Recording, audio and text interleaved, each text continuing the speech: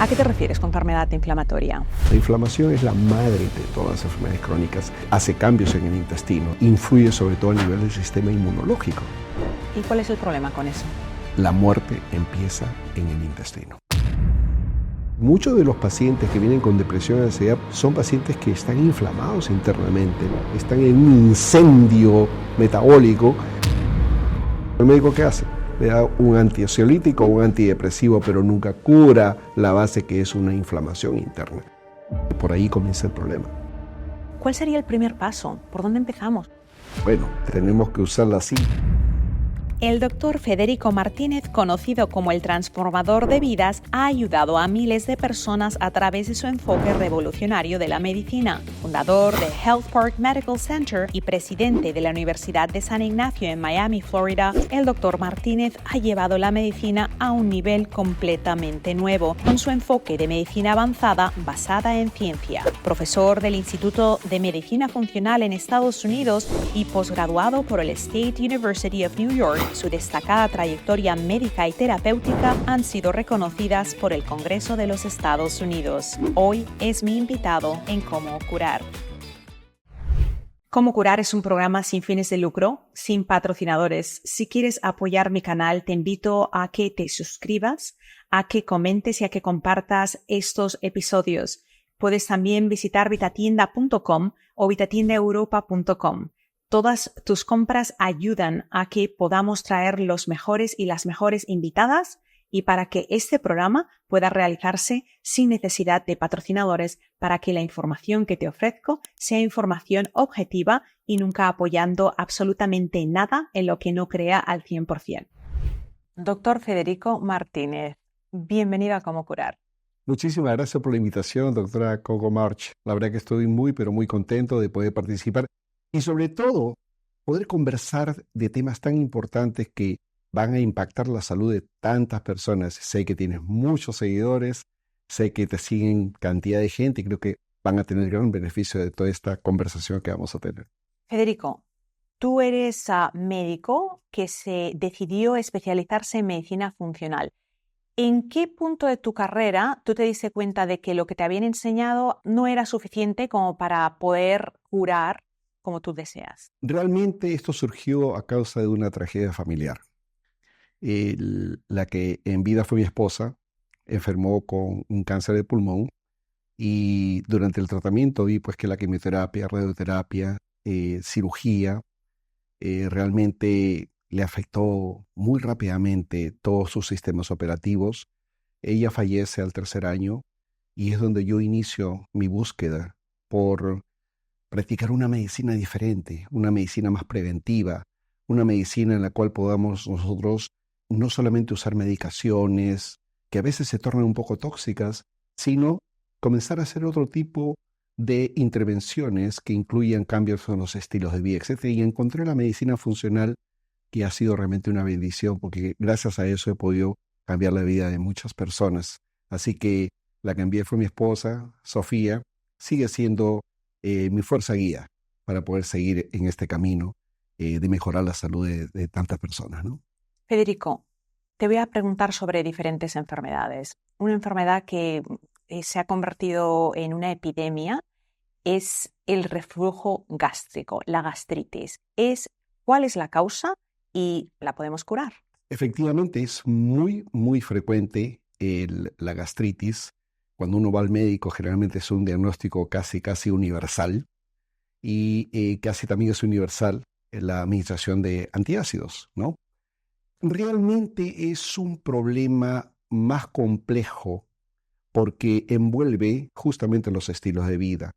Personas que realmente no están llevando una nutrición adecuada, personas que no toman en cuenta, por ejemplo, el hecho de que comer comidas procesadas pueden dañar grandemente la mucosa gástrica y en general la mucosa intestinal, reciben este tipo de injuria en el intestino y en el estómago que produce justamente una disminución de la producción del ácido gástrico. Ahora, conforme nosotros vamos avanzando en edad, vamos produciendo menos de todo también y, por supuesto, vamos a producir menos cantidad de ácido. Esa deficiencia en el ácido ocasiona de que el esfínter esofágico se abra y entonces provoque de que gran parte de ese contenido gástrico salga, digamos, se vaya hacia el esófago y hacia las partes más superiores, muchas veces hasta la faringe. O sea, déjame que te interrumpa.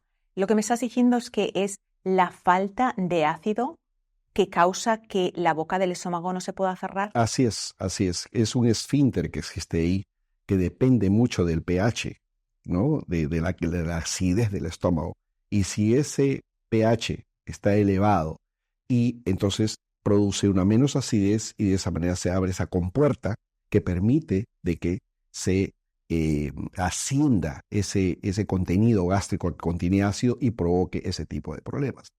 Y lo que es peor es que muchas veces van al médico y el médico le receta un antiácido que va a empeorar el problema. ¿Pero cómo lo empeora cuando la persona no siente ese reflujo? Bueno, lo que pasa es de que esos antiácidos, lo que ocurre es que dan un alivio temporal, nada más, pero realmente no están solucionando el problema de base, de causa, que es justamente una menos cantidad, una menos producción de ácido, producido por todo este tipo de estilos de vida que tienen, sobre todo nutricionales, ¿no? Ahora, ¿cuáles son las consecuencias de que este ácido, digamos, esté en menos cantidad?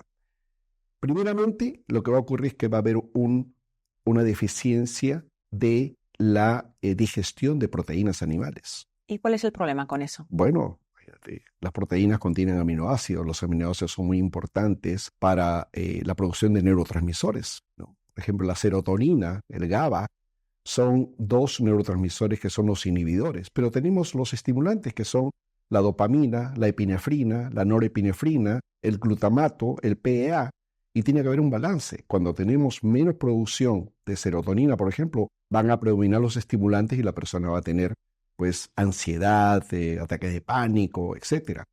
Ahora, si baja la dopamina, muchas de esas personas van a entrar en un estado de depresión, ¿no? Por menos cantidad de dopamina.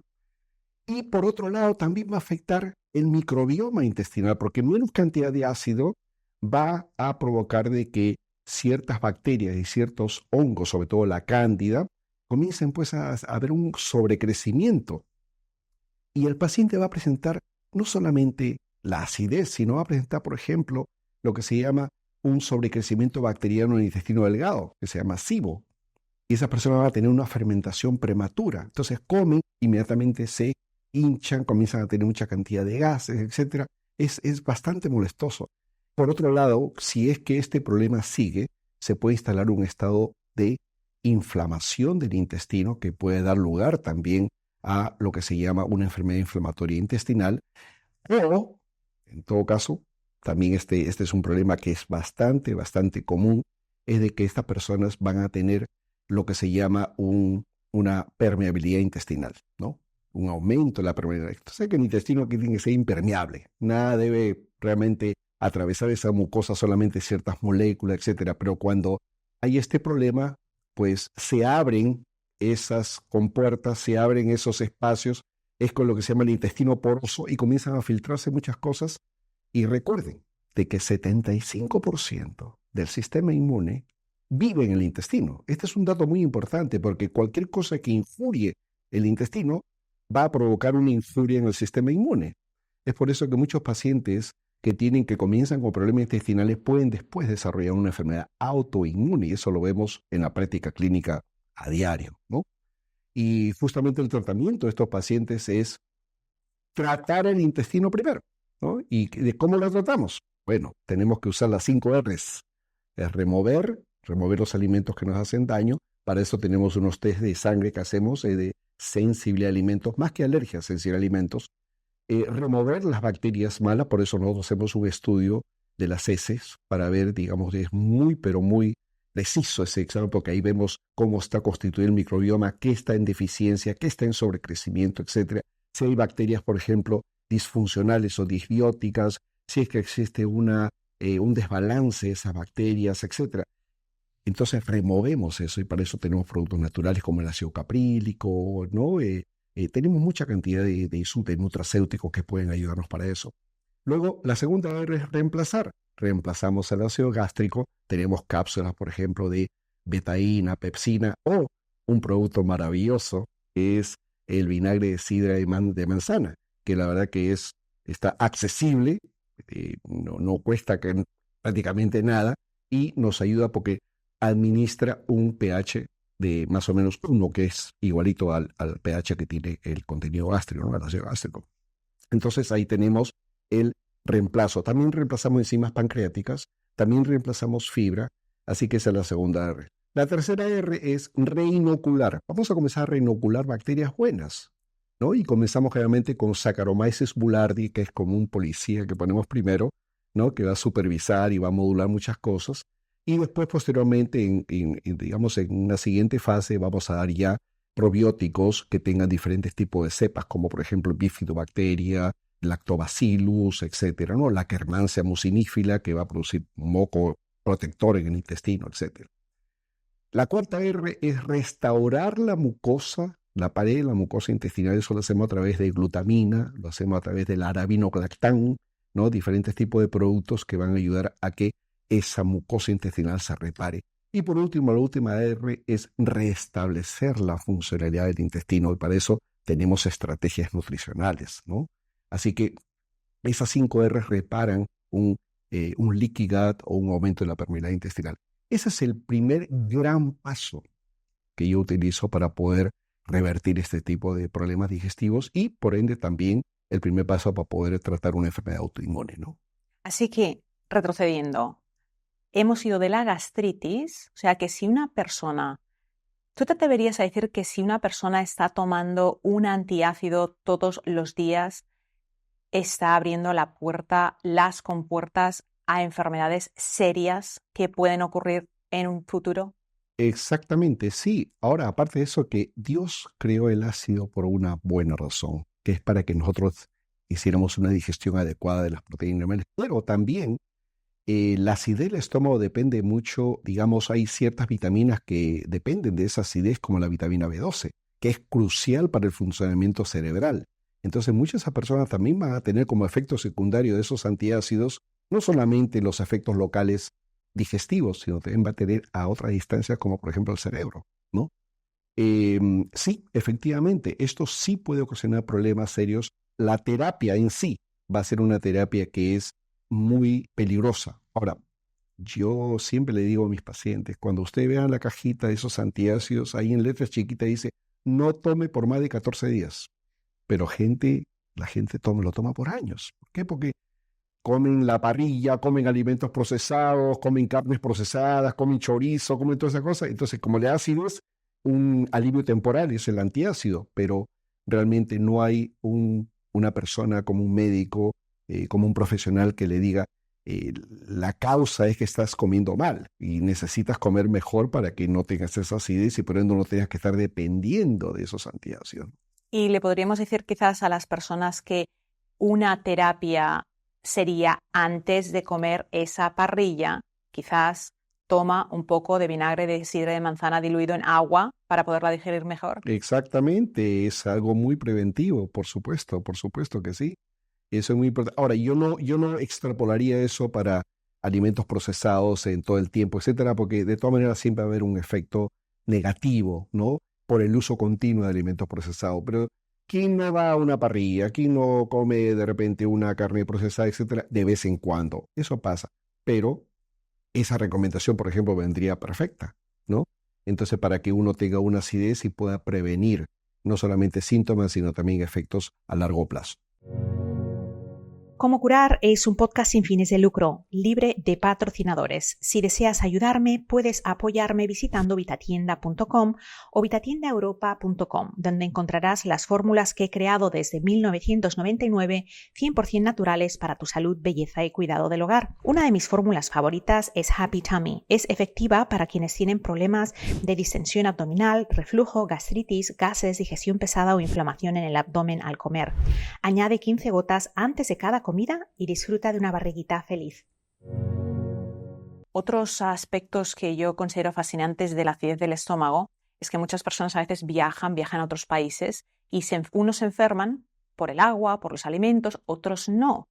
Mi teoría, y corrígeme tú que sabes mucho de esto si estoy equivocada, es que si tú tienes el pH correcto y tú consumes un alimento que quizás no está bien cocinado o tiene una bacteria, tanto esa bacteria como ese microorganismo o ese alimento, con el ácido se va a descomponer, porque esa acidez o sea, tú pon tu dedo en un ácido de 1 y dile adiós al dedo. Entonces, ¿tú crees que en muchas ocasiones, si uno viaja y se enferma, ahí tenemos una señal de que, a pesar de que quizás no tengamos el reflujo, no tenemos esos síntomas ahora, de que quizás nuestro estómago necesita revisar esa acidez? Esa es una excelente recomendación. Yo creo que todo el mundo deberíamos aplicar ese tipo de recomendaciones porque efectivamente es muy preventivo. Esas son las medidas preventivas que la gente de ONG debería conocer y debería aplicar porque definitivamente tiene un impacto sobre lo que va a pasar con su organismo. Así que yo creo que es una recomendación perfecta. Tomar su sidra de manzana, el vinagre de sidra de manzana, es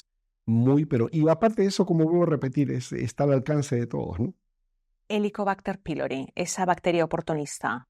¿Podría esa bacteria oportunista crear su nido en el estómago y crear daño si ya inicialmente no tuviéramos ese problema con el pH, si el estómago Sí, tuviera el el pH Helicobacter correcto? pylori también hay que entender una cosa de que puede vivir en pequeñas cantidades en personas completamente normales y nunca va a pasar absolutamente nada. O sea, yo creo que al Helicobacter pylori se le ha dado un marketing bastante grandioso, ¿no? Yo pienso de que, por ejemplo, si nosotros utilizamos productos que tengan zinc, el Helicobacter pylori no resiste el zinc. Si O sea nosotros, que el mineral zinc podría sí, considerarse como un un suplemento, tratamiento, un tratamiento. un tratamiento. Yo muchos pacientes que vienen con el Helicobacter pylori, yo le inicio generalmente con zinc. ¿Cuántos miligramos? 50 miligramos. ¿Por cuánto tiempo? Generalmente lo por unas 2 semanas es suficiente. Ahora, uno siempre necesita zinc también, porque el zinc está envuelto en muchas reacciones enzimáticas, etcétera. Así que si lo toma por más tiempo no hay ningún problema. Pero el zinc ha demostrado, ahora, por supuesto, a mí me gusta cuando un paciente tiene electrodes, me gusta también hacer el tratamiento, digamos, con el ácido, con las enzimas, etcétera. Uno tiene que optimizar la salud intestinal porque yo a través de los años he aprendido de que por el intestino entra la salud o entra la enfermedad, ¿no? Hace más de 100 años había un doctor ruso, Mestrilov, que dijo, la muerte empieza en el intestino. Qué sabio, porque realmente a través de los años, a través de diferentes estudios, lo único que han hecho es darle la razón, que por ahí comienza el problema, ¿no? Así que el intestino tiene que ver con todo. Tenemos que cuidar nuestro intestino. Nuestro intestino tiene que estar lo más optimizado posible. Y comenzando, por supuesto, con la nutrición. Ahora, hay otros estilos de vida que también contribuyen a salud intestinal, como es, por ejemplo, el manejo del estrés. Todos sabemos que el estrés es inflamatorio. Todos sabemos que el estrés hace cambios en el intestino, ¿no? El sueño es muy importante, el ejercicio es sumamente importante y hasta las conexiones sociales, ¿no?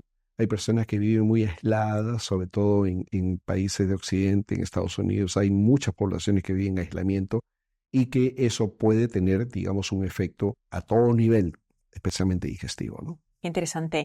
Cuando estamos hablando de ese estrés, ¿cuál es el desencadenamiento fisiológico que a veces ignoramos, que no conocemos, de no manejar nuestro día a día de manera óptima? Bueno, todos tenemos estrés de una u otra manera. Todos tenemos estrés. Uno tiene que aprender la manera de cómo manejar el estrés. Primeramente tenemos que conocer que el estrés permite la liberación de cortisol. ¿Qué es el cortisol? El cortisol es una hormona que se produce a nivel de las glándulas adrenales, ¿no? Y que está, digamos, gobernada por la pituitaria.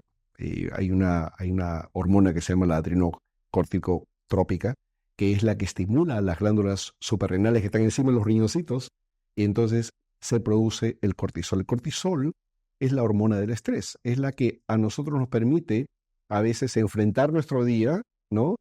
Es beneficioso tener una buena liberación de cortisol. Tan es así que en la mañana uno debe amanecer con buenos niveles de cortisol y que a través del día se van bajando hasta que llega a su mínima expresión en la noche para uno conciliar el sueño.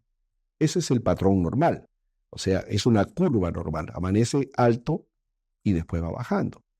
Pero el problema es de que cuando la persona está sometida a un estrés continuo, prolongado, puede agotar esas suprarrenales y puede entrar en lo que se llama la fatiga adrenal, ¿no? Entonces ese es el otro lado ya. La persona tiene unos niveles de cortisol demasiado bajos, tiene fatiga, entra en una depresión, todas sus funciones corporales se disminuyen, la persona comienza a tener problemas a todo nivel. El otro lado es el estrés adrenal, que es cuando son las fases iniciales, ¿no? Cuando hay un estrés fuerte, pérdida de un familiar, problemas económicos, problemas en el trabajo, etcétera. La persona tiene elevaciones de colesterol y eso también influye sobre todo a nivel del sistema inmunológico. ¿Qué es lo que vemos así a nivel del sistema inmune? La persona tiene menos capacidad para poder responder a infecciones, sí, comienzan a tener muchas infecciones respiratorias, comienzan a tener típicamente más infecciones urinarias, ¿no? Se llaman infecciones urinarias recurrentes, más infecciones a nivel de las mujeres, infecciones vaginales por hongos, etcétera, ¿no? Entonces, Y todo eso se vincula al estrés. al estrés, el estrés es muy inflamatorio, muy inflamatorio. Entonces, yo creo que es importante que nosotros aprendamos a manejar ese estrés. ¿Cómo lo manejamos? Bueno, primeramente, aceptando que es un factor que nos va a cambiar nuestros hábitos, nuestro estilo y nuestro día a día, y aceptar que eso está pasando. La aceptación es muy importante. Por otro lado, hay técnicas, ¿no? Hay técnicas de diferentes tipos que se describen muy bien y yo siempre digo a mis pacientes, busquen en YouTube todo este tipo de técnicas porque es la manera más fácil de poderlas, ¿no? Una de ellas, por ejemplo, es la meditación. Meditar 7 minutos en la mañana, 7 minutos en la noche, eso le da a uno, y si uno pone una musiquita de meditación en YouTube, eso es fabuloso. La oración es una forma de meditar, es una forma de conectarte con tu divinidad y eso también te ayuda bastante, el soporte emocional que uno puede conseguir. Ahora, el yoga, el tai chi, diferentes tipos de ejercicios también ayudan mucho para poder combatir el estrés. Yo diría que esos son, digamos, los mecanismos más sencillos, más fáciles de poder vencer el estrés. Y hay otras técnicas, por supuesto, hay diferentes tipos de obras de autoayuda, etcétera, pero yo creo que esos son los más importantes. Existe uno que se llama el ejercicio de liberación emocional. ¿Qué es eso? Es el tapping, ¿no?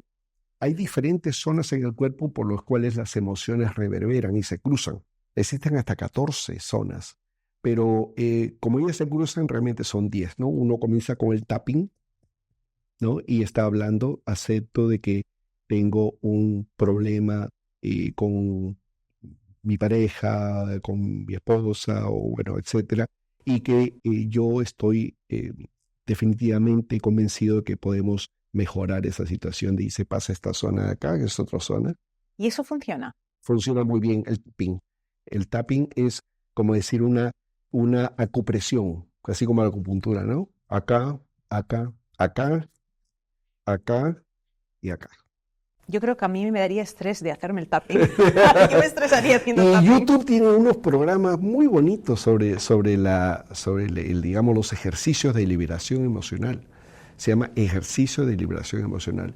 Y la verdad que los pacientes, lo cual les recomiendo, me han comentado del gran valor que ha tenido en ellos, ¿no? Porque lo que pasa con las emociones es que ellas reverberan, recirculan, y con esto tú interrumpes esa recirculación, ¿no? Y son en esas zonas típicas. Esa es otra manera de poder mejorar la parte del estrés.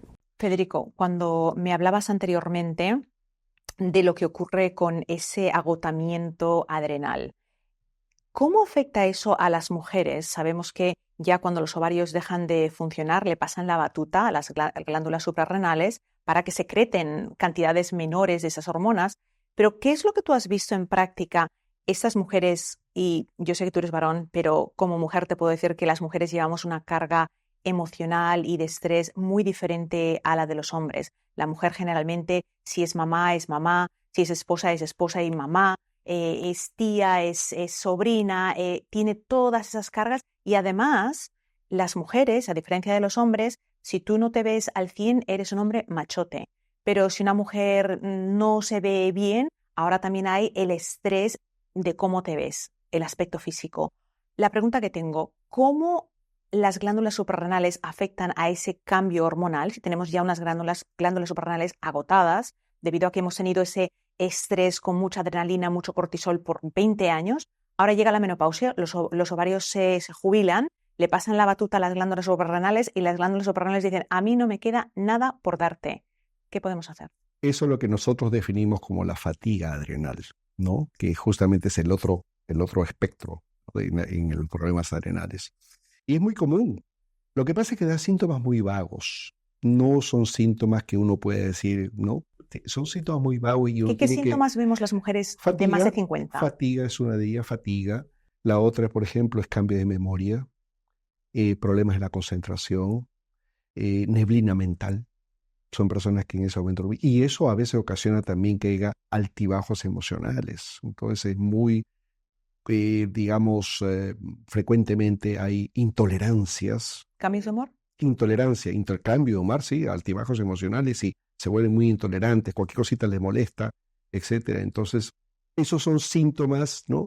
La fatiga, la piel seca, ¿no? La piel seca, generalmente hay una conexión con la función tiroidea también. Por eso uno ve que a veces la persona que tiene fatiga renal comienza a cambiar ya sus niveles de hormona tiroidea, ¿no? El cuerpo entra en lo que se llama una redistribución de alteraciones que ocasiona, porque acuérdate que los sistemas operativos del cuerpo tratan siempre de compensarse uno a otro. Nosotros tenemos un cierto nivel de compensación, pero hasta cierto punto también, porque si no, imagínate cómo sería, ¿no? Pero entonces comienza a haber ese tipo de cambios. La persona comienza a cambios menstruales, muchos cambios menstruales. Aún antes de la menopausia. Sí, claro, por supuesto. ¿Cuáles son algunos de los que ves más comúnmente? Lo que más comúnmente veo es que comienza a haber una irregularidad de los ciclos menstruales. Se vuelven más espaciosos. Hay algunas personas que tienen cambios, por ejemplo, de los mismos niveles de estrógeno. Nosotros tenemos 3 estrógenos, que son el estradiol, el más fuerte, la estrona, que no me gusta mucho, y el estriol, que es el más débil, pero el más protector, ¿no? Y tenemos la progesterona, que es la supervisora, la chaperona de estas 3 teenagers, de estas 3 jovencitas que a veces pueden hacer travesuras, ¿no? Efectos proliferativos, etc. Entonces tenemos ese tipo de... Y la testosterona, por supuesto, que es la que da el deseo sexual y aparte de eso protección cardiovascular, da también la claridad mental y todas esas cosas. Entonces tenemos ese juego de hormonas. Y por supuesto tenemos también los metabolitos. ¿Qué son los metabolitos? Son los productos, por ejemplo, la progesterona tiene ciertos productos que nosotros lo medimos en orina que se llama el pregnanediol A y B, que también tienen efectos muy, pero muy específicos, sobre todo a nivel de activación de ciertos genes protectores. Por eso yo siempre digo que la progesterona es anticancerígena, porque modula el efecto de los estrógenos para que no proliferen demasiado, modula también ciertos genes, ¿no? Que son anticancerígenos. Así que, lamentablemente, la primera hormona que se le cae a una mujer es la progesterona.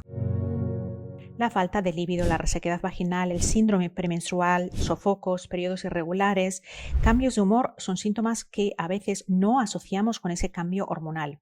Te invito a que pruebes mi fórmula progesterona molecular transdérmica. Es bioidéntica, hecha de plantas medicinales y es un primer paso para ver cómo tú te puedes sentir regulando tus hormonas.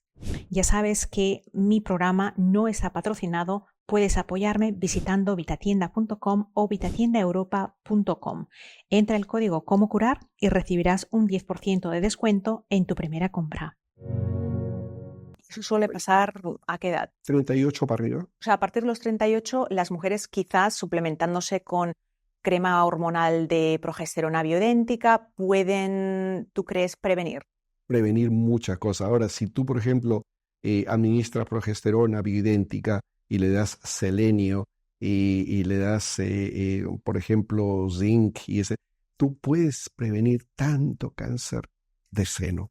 Por más que tengas los genes, porque ese es otro tema. Los genes muchas veces la persona dice, bueno, mi abuelita tuvo cáncer de seno porque tenía BRCA1 o BRCA2. Mi mamá también tuvo cáncer de seno, yo voy a tener cáncer de seno. No es así, no es así. El hecho de tener una carga genética no es tu destino. Tú puedes cambiar la expresión, no vas a cambiar el genes, pero la expresión o la manifestación de ese gen se puede cambiar cambiando tus estilos de vida. Ahora, si tú estás sobrepeso, obesa, inflamada, así, pase lo que pase, o sea, tienes un alto riesgo de hacer cáncer, aun cuando tu genes no tenga la carga genética para hacer cáncer de seno. Porque acuérdense que el cáncer es una enfermedad inflamatoria. Al final es enfermedad inflamatoria. ¿A qué te refieres con que es una enfermedad inflamatoria? Que ocurre más frecuentemente en pacientes que tienen una inflamación crónica. Y aquí entramos en el tema de inflamación. La inflamación es la madre prácticamente de todas las enfermedades crónicas. Se le adjudica a la inflamación problemas de colesterol, enfermedades neurodegenerativas como el Parkinson, como por ejemplo el Alzheimer, son enfermedades inflamatorias, el cáncer, trastornos mentales, supuestamente mentales, y ahí es otro tema también, pero la depresión, la ansiedad, obedecen a lo que se llama una neuroinflamación.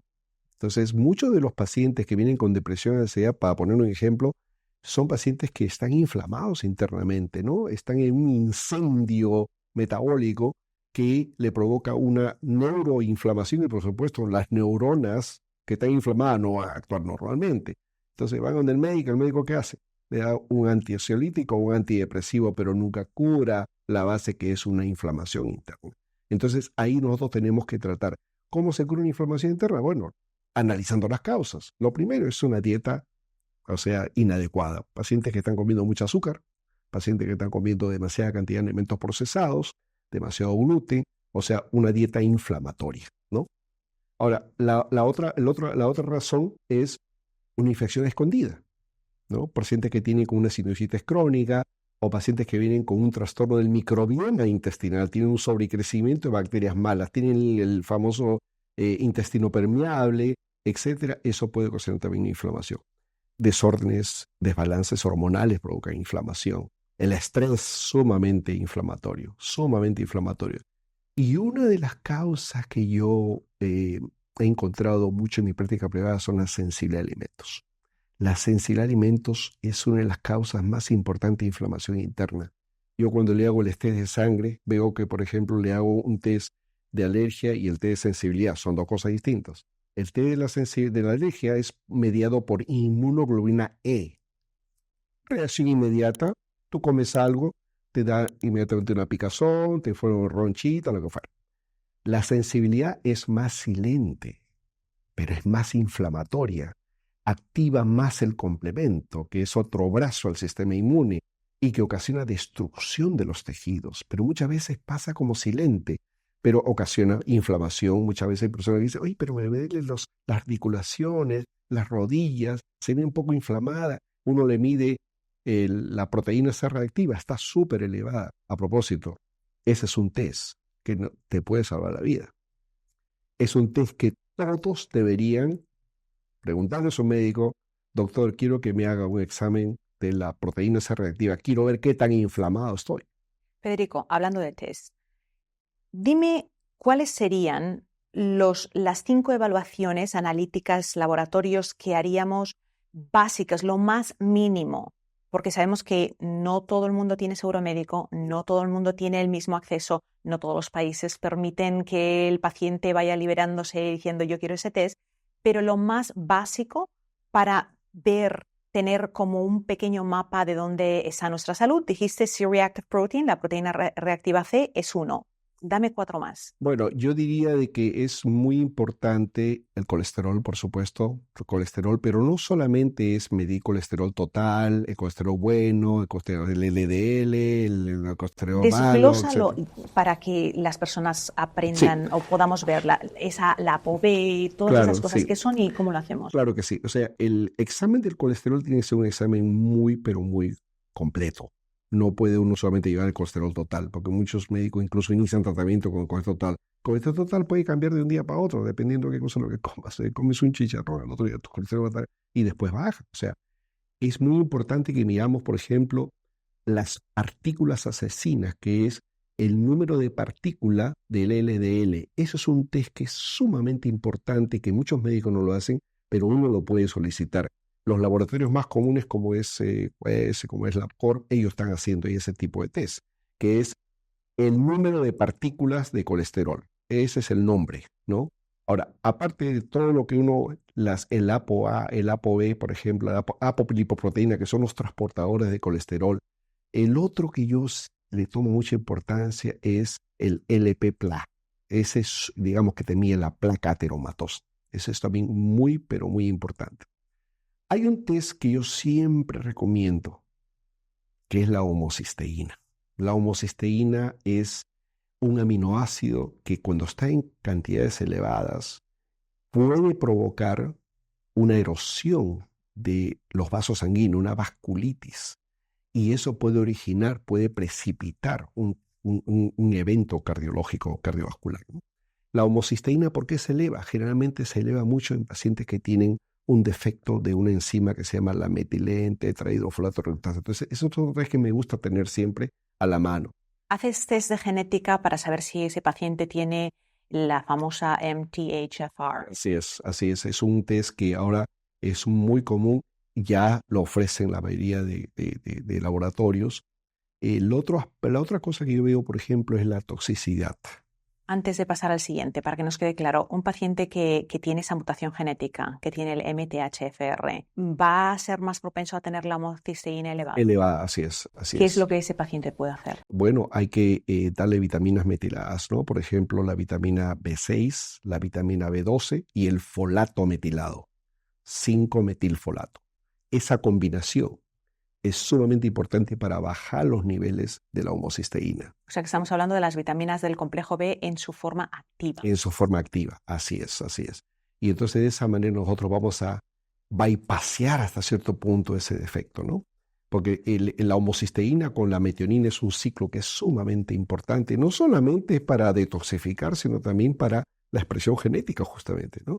Tienen que estar funcionando adecuadamente. Y por otro lado, la producción de neurotransmisores tiene que entrar en coagulación. O sea, hay diferentes funciones de la MTHFR, ¿no? Que es sumamente importante.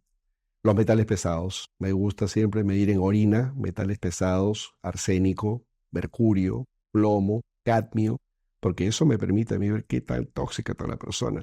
Por supuesto que uno tiene que hacer una evaluación también de conversación de historia clínica, a ver si su casa está llena de moho y todas esas cosas, ¿no? También hay test especiales para eso.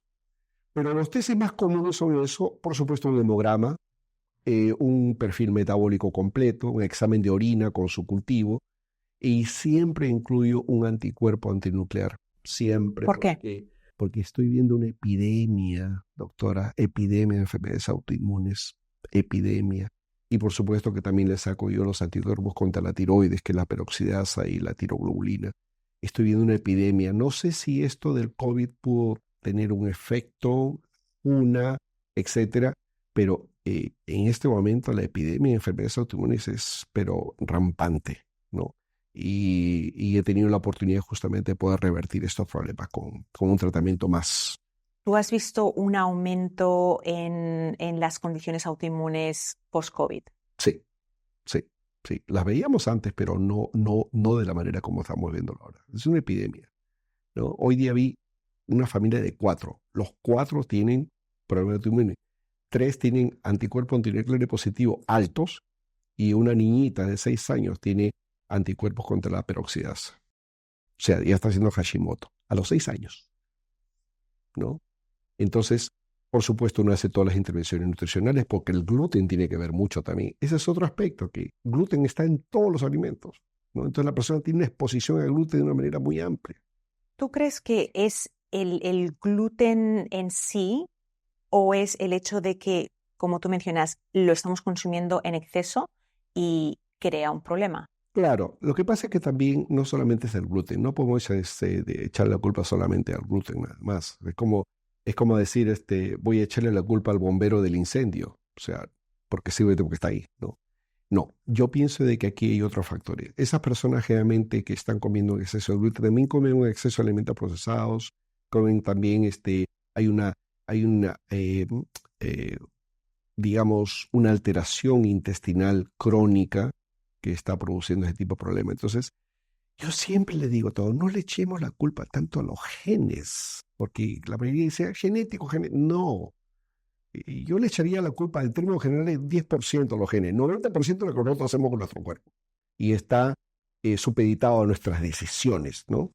son los estilos de vida que le llamo modificables, porque tú puedes modificar tu nutrición, tú puedes decir voy a hacer ejercicio, tú puedes decir voy a querer dormir mejor, voy a mis horas, voy a hacer higiene del sueño, no voy a estar con el celular en la noche ni veo televisión hasta tarde, ¿no? Higiene del sueño. Y por supuesto, hacer su meditación para manejar el estrés, conectarse socialmente mejor. Los estilos de vida son fundamentales. ¿Por qué? Porque van a actuar a nivel de la epigenética. Es un término que es muy importante. Si yo pongo un piano, ahí están todos los teclas, son los genes. El que toca el piano, el pianista, es la epigenética. Ay, me encanta esa ilustración. Puede tocar un bolero, una balada. O puedo tocar yo. O una salsa. O sea, es el mismo piano, pero diferentes expresiones le doy al piano. Claro. Esa es la epigenética. Es lo que está encima de los genes. Y es lo que permite que nosotros podamos manifestar de una u otra manera. Por eso que no podemos responsabilizar. Los genes no son nuestro destino. Nuestro destino son nuestros estilos de vida. Y eso tenemos que ser muy enfáticos, ¿no? Federico, los que nos están escuchando están quizás inspirados o abrumados. Pueden pasar las dos. Porque es una responsabilidad que nos damos cuenta de que es nuestra. ¿Cómo puede una persona que se siente ahora que nos está escuchando y se siente abrumada por la gran responsabilidad? ¿Cuál sería el primer paso? ¿Por dónde empezamos? O sea, alguien quiere cambiar y siente que está tan lejos de la optimización que no sabe. Entonces, ¿cómo iniciamos? Bueno, uno puede iniciar si es que no tiene un acceso a un médico funcional. Lo ideal sería que vaya un médico funcional, ¿no? Y ahí permíteme hacer una pequeña definición de lo que es la medicina funcional. La medicina funcional es el futuro de la medicina. Ahora, ya lo tenemos acá, el futuro de la medicina. ¿En qué consiste? Consiste en que es una metodología que los médicos aprendemos para buscar causas, las causas raíces de los problemas médicos. Y también es la metodología para optimizar tus sistemas biológicos operativos. ¿Cuáles son los sistemas biológicos operativos? Son 7. Digestivo, inmunológico, siempre haciendo salvedad que 75% del sistema inmune está en el intestino. Energía celular, función mitocondrial, que son esas pequeñas organelas que tenemos en las células que producen energía. Detoxificación, todos esos procesos de biotransformación y eliminación de las toxinas que producimos nosotros o que ingerimos o que nos estamos expuestos, hay que eliminarlas. Cardiometabólico, y pongo cardiometabólico porque ellos están muy relacionados, ¿no? El cardiometabólico. El sexto viene siendo las hormonas y los neurotransmisores, porque son esos químicos maravillosos que permiten que las células se comuniquen, ¿no? Y por último, tu integridad estructural. Esos músculos, articulaciones, pelo, piel, todo lo que forma estructura. Entonces son 7. Digestivo, inmune, energía celular, detoxificación, cardiometabólico, hormonal, neurotransmisor y tu infraestructura. El médico funcional va analizando uno por uno con la finalidad de descubrir desbalances. ¿Para qué? Para poderlos corregir, de esa manera crear nuevamente equilibrio y por ende bienestar, ¿no? Yo tenía un doctor en medicina funcional que decía que las enfermedades no existen. Es una expresión un poco atrevida, ¿no? Las enfermedades no existen. Esas más de 3.000 enfermedades que hemos aprendido en la escuela de medicina no existen. Lo que realmente acontece es desbalances de esos sistemas operativos que dan origen a los síntomas. Y que uno como médico funcional tiene que volverse experto en salud intestinal, volverse experto en problemas de sensibilidad y alergias, experto en nutrición, experto en los estilos de vida, experto en estrés, manejo del estrés. Cuando uno elimina esas posibles causas, que son las causas raíces más importantes, uno hace un impacto tremendo en la salud. Y no solamente a nivel de tratamiento, sino estás haciendo prevención. Y lo que es más bonito es que uno puede impactar la longevidad de las personas, porque si tu sistema operativo funciona bien, vas a vivir más años también. Yo recuerdo que una noche estaba en mi cuarto, eran las 11 de la noche y recibo una llamada de mi hermana, que me dijo, Federico, tienes que venir al Perú porque mi mamá ha ido a 4 médicos, los 4 médicos le han dicho que le queda poco tiempo de vida. Y le digo, ¿para qué tiene que verla? Yo estuve ahí 1 año y medio y estaba todo bien, converso por teléfono con ella y claro, y tiene su edad, 79 años. Sí, le han dicho que con la justa va a llegar a los 80, sí, en caso. Entonces viajé al otro día a Lima y me la traje acá. Y le apliqué la medicina funcional, ¿no? Comencé a trabajar con ella y la verdad que fue algo espectacular. Bueno, me tardó 3 meses, de ahí me la llevé a Europa, por supuesto tuvimos en España, sí, tuvimos en España, tengo lindas fotos. Y cuando regreso a los 3 meses, 3 o 4 meses, regreso a Lima, nadie la reconocía. Comenzó a pasar el tiempo y los 4 médicos que le dijeron que se iban a morir, los 4 se murieron antes que ella. Y mi madre, por supuesto que estamos en una conversación y me voy a permitir enseñarte una foto de ella. Mi madre, este es el día que cumplió 100 años. Oh my goodness, tu madre se ve espectacular. Tu madre tiene 100 años. Si se la puede ver la cámara, pero 100 años. Ella vivió hasta los 100, casi hasta los 102 años. Lamentablemente vino todos estos problemas respiratorios por el COVID, que a mí me parece que esto fue el inicio, porque justo esto ocurrió en febrero, su muerte fue en febrero del 2020, que justo estábamos ahí en la pandemia. Creo que hubo un componente de eso, ¿no?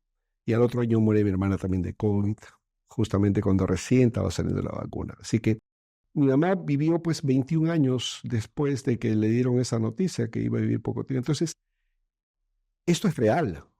Este es el mejor testimonio que tengo con mi propia madre y también muchas personas en las cuales hemos podido no solamente prevenir, no solamente tratar, no solamente incrementar la longevidad, predecir.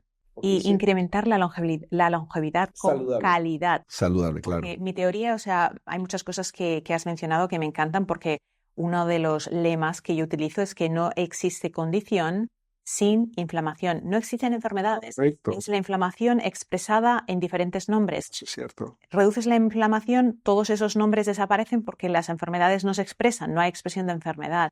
Y el hecho de que tú hablas de tu mamá, cuando hubo toda la época de COVID, mi padre se enfermó, mi padre tiene 86 años ahora, y lo empezaron, pues yo no estoy en España, la familia preocupada, lo llevan, lo internan y le empiezan a dar una serie de medicamentos y mi padre que jamás había tomado, lleva 50 años sin medicarse. Y él a escondidas me llama y me dice, hago ver que me los tomo, pero los tiro. Yo los tiro a la basura, no me los tomo. Bueno, yo me preocupé porque no estoy allí para supervisar. Fui a España, me lo traje. Mi papá entonces tenía 84 años, tiene 86 ahora. Yo le dije a la familia, yo tengo un colega que es pulmonólogo, él es muy bueno, vamos a hacer que lo visiten y yo lo cuido. Mi papá estuvo conmigo 1 año y yo te puedo decir, igual que con tu mamá, yo te iba a enseñar una foto de mi papá, ya que estamos aquí enseñando fotos, porque mi papá tiene 86 años y tú vas a ver qué belleza de hombre a sus 86 años. Mira. ¡Uy, mira! ¡Qué lindo! Está pero muy bien, ¿ah? Y Qué bien súper saludable, conservado, qué súper bien. saludable. Claro que Él sí. es una persona que ha practicado la medicina funcional desde hace cuando la medicina funcional no existía, hace más de 50 años. Imagínate. Y me encanta la historia que mencionas de tu madre, porque mi papá después de estar conmigo 1 año vino delicadito, flaquito, no se sentía bien. Y cuando regresó a España, Se no recuperó.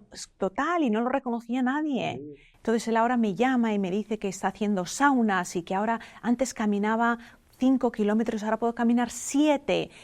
Y la esperanza que queremos darle a quienes nos están escuchando, porque tú y yo podríamos hablar toda la noche y este podcast jamás terminaría de tanto que podemos hablar de la esperanza que podemos dar, es que no hay enfermedades. No existen. Hay condiciones que son expresiones de hábitos de vida. Y lo que es importante es que el cuerpo habla, el cuerpo nos habla, el cuerpo nos está haciendo así cuando quiere atención. Entonces es muy importante que nosotros tomemos un poco de control de nuestra salud. Ir donde el médico, muchas veces si es un médico funcional es mejor, por supuesto. Es importante que nosotros hablemos con el médico con este conocimiento y pidamos estos exámenes, pidamos de que nos dediquen un poquito más de tiempo, que no nos, digamos, bombardeen con tantas medicaciones, sino que nos hablen un poquito más de los estilos de vida, pero para eso tenemos que preparar también a los médicos. Yo siempre he dicho a mis estudiantes, le he dicho, cuando venga un paciente, a la hora que ustedes se despiden de él, tiene que irse con una receta nutricional, una receta de ejercicios, una receta del sueño, una receta para el manejo de estrés, una receta para sus conexiones sociales. Y después, si necesitan una medicación, bueno, se lo dan temporalmente mientras ustedes van cambiando los estilos de vida. Pero no se puede ir solamente con una receta para una medicación, para una sustancia química que tiene muchos efectos secundarios. Generalmente es de por vida. Claro, hay que cambiar los estilos de vida. Igual, por ejemplo, yo enfatizo mucho de que las enfermedades que nosotros llamamos mentales como depresión, ansiedad, realmente tienen grandes raíces intestinales. Casi podríamos decir que son enfermedades intestinales, ¿no? Por un desbalance de la producción de neurotransmisores, que en su mayoría la serotonina, 85% se produce en las bacterias intestinales, ¿no? Entonces, todos estos detalles las personas lo deben conocer, tienen que conocerlo para que tengan un conocimiento apropiado y puedan pedir y puedan tomar control de su salud. Doctor Federico Martínez, me lo he pasado muy bien. Gracias por estar aquí, gracias por enseñarnos tanto. Gracias a ti por esa invitación y nuevamente creo que este tipo de conversaciones son sumamente cruciales para que nosotros podamos impactar la salud de tantas personas, así que es sumamente crucial, ¿no? Pues gracias por estar en Cómo Curar. Gracias también. Si eres nueva a este canal, te invito a que te suscribas. Cuando te suscribes, no solamente me ayudas a poder alcanzar a más personas, sino que me estás diciendo al hacer eso que mi labor que hago informativa, comunicadora sin fines de lucro, sí te importa y que quieres que siga realizándola y que siga trayendo a invitados y a invitadas de calidad que nos ayuden a resolver problemas con alternativas a la medicina convencional y con soluciones basadas en ciencia que nos puedan ayudar. Espero que puedas suscribirte, que me ayudes a compartir y nos vamos a ver en el próximo episodio. Gracias.